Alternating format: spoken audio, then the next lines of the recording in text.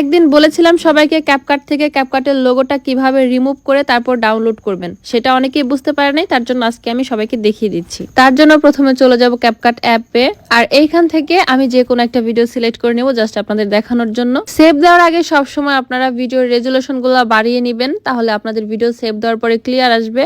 অনেকেরই প্রশ্ন থাকে, আপু এডিটিং এর পরে সেভ দেওয়ার পরে আপলোড করার পরে ভিডিও ঘোলা হয়ে যায়, তারা এই জিনিসটা বাড়ায় নেয় না। এরপর এখান থেকে এক্সপোর্টে চাপ দেবেন সেভ করার জন্য। আর এখানে একটাই বিরক্ত, বারবার অ্যাড আসে। এখন দেখেন আপনাদের কিন্তু ওয়াটারমার্ক সহ এখানে একবার সেভ হবে।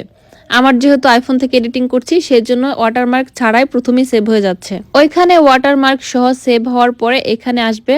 এখন এখান থেকে শেয়ার টু টিকটক এখানে ক্লিক করে দিবেন। শেয়ার টু টিকটকে দেওয়ার পরে এরকম আসবে, আর ওই গুলটা ভরাট হয়ে যাওয়ার পরে সেভ দেওয়ার অপশনটা আসবে। এরপর এখানে আপনার ভিডিওটা চলে আসবে, নিচে দেখেন সেভ অপশন আছে। সেভ অপশনে ক্লিক করলে ক্যাপকাট এবং টিকটকের ওয়াটারমার্ক ছাড়াই আপনার ভিডিওটা সেভ হয়ে যাবে আপনার গ্যালারিতে।